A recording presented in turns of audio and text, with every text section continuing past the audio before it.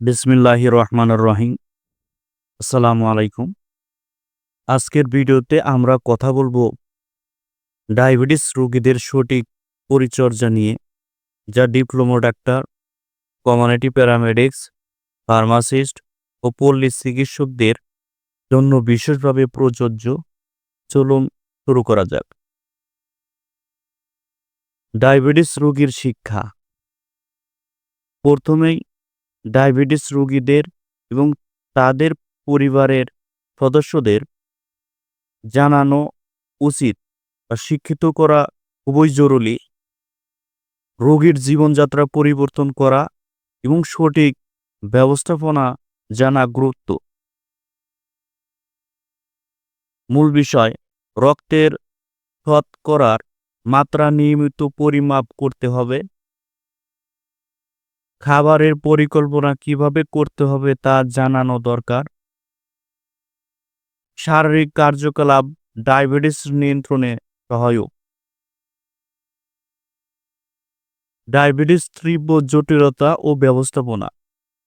ডায়াবেটিসের কিছু তীব্র জটিলতা রয়েছে, যা দ্রুত শনাক্ত ও ব্যবস্থাপনা করা দরকার। প্রধান জটিলতা: হাইপোগ্লাইসেমিয়া, রক্তের শতকরার মাত্রা কমে যাওয়া। লক্ষণ: ঘাম, ঝিমুনি, মাথা ঘোরানো। ব্যবস্থাপনা: দ্রুত গ্লুকোজ বা চিনিযুক্ত খাবার খাওয়ানো। হাইপারগ্লাইসেমিয়া অর্থাৎ রক্তের শতকরার মাত্রা বেড়ে যাওয়া। লক্ষণ: অতিরিক্ত তৃষ্ণা, ঘন ঘন প্রস্রাব। ব্যবস্থাপনা: পর্যাপ্ত পানি পান, ওষুধের ডোজ সঠিকভাবে গ্রহণ। Diet plan. ডায়াবেটিস রোগীদের জন্য সঠিক খাদ্যাভ্যাস খুব গুরুত্বপূর্ণ। রমজান বা অন্য সময়ে খাবারের একটি সঠিক পরিকল্পনা থাকা উচিত। খাবারের পরিকল্পনা: সেহরি, পর্যাপ্ত কার্বোহাইড্রেট ও প্রোটিনযুক্ত খাবার, ডাল, ডিম, ব্রাউন রুটি। চর্বিযুক্ত খাবার পরিহার করুন। ইফতার দ্রুত রক্তে শক্তি ফেরাতে একটি বা দুটি খেজুর, ভাজা বা অতিরিক্ত মিষ্টি খাবার সীমিত করুন। পর্যাপ্ত পানি পান করুন। তারাবির পর রাতের খাবার। নাস্তার বিকল্প হিসেবে হালকা খাবার খাওয়া যেতে পারে। ওষুধ ও ডোজ নিয়ন্ত্রণ। ডায়াবেটিস রোগীদের সঠিক ওষুধ গ্রহণ নিশ্চিত করতে হবে এবং ওষুধের ঠিক ডোজ সমন্বয় করা প্রয়োজন। মূল বিষয়, ইনসুলিন গ্রহণকারী রোগীরা চিকিৎসকের পরামর্শ ছাড়া ইনসুলিনের মাত্রা পরিবর্তন করবেন না।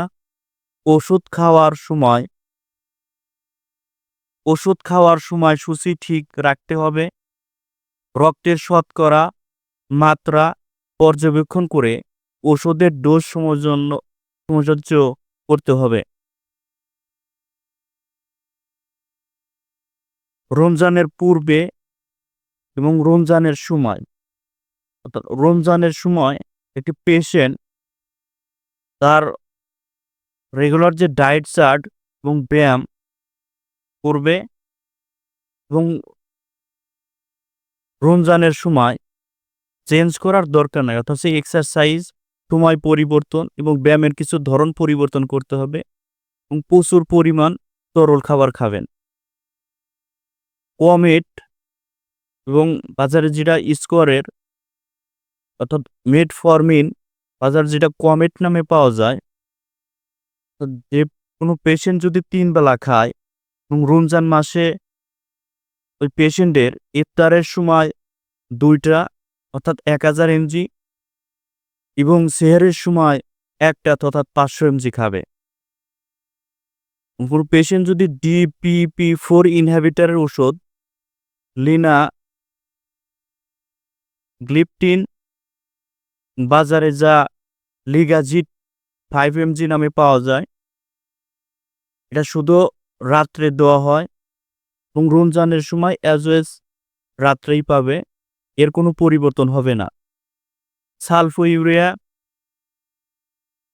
শুধু একবেলা, অর্থাৎ যে সালফোইউরিয়া একবেলার ওষুধ কমপ্লিট এক্সআর 60 mg, যেটা শুধু সকালে পায়, এবং রমজানের সময় এই কমপ্লিট এক্সআর 60 mg শুধু ইফতারের সময় পাবে। এবং সালফোইউরিয়া যে সকল ওষুধ সকালে এবং রাত্রে পায়, অর্থাৎ কমপ্লিট 80 mg সকালে 1 এবং রাত্রে হাফ রমজানের আগে, এবং রমজানের সময় সকালে হাফ রাত্রে 1টি, অর্থাৎ ইফতারের সময় ফুল ডোজ এবং সেহরির সময় অর্ধেক পাবে। এবং প্রিমিক্স ইনসুলিন যে সকল রোগী নেয়, সাপোজ বাজারে ম্যাক্সুলিন নামে পাওয়া যায়, অর্থাৎ 30 mg, কোনো পেশেন্ট যদি সকালবেলা 30 এবং রাত্রে 20 mg পায়, ওই পেশেন্টের সকালের ডোজ ইফতারের সময় দিতে হবে, এবং রাতে যে 20 পায় এবং এই 20 থেকে অর্ধেক, অর্থাৎ 20 কে 50% কমায়ে 50% কমায়ে 10 ইনসুলিন সেহরির সময় দিতে হইবে। ডায়াবেটিস পেশেন্টের এক্সারসাইজ, অর্থাৎ সেহরি খাওয়ার পরে কঠোর ব্যায়াম এড়িয়ে চলতে হবে।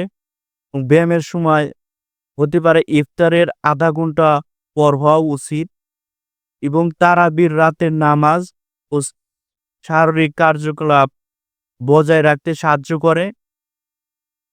আজ আমরা শিখলাম কিভাবে ডায়াবেটিস রোগীদের জন্য সঠিক পরামর্শ ও চিকিৎসা প্রদান করা যায়।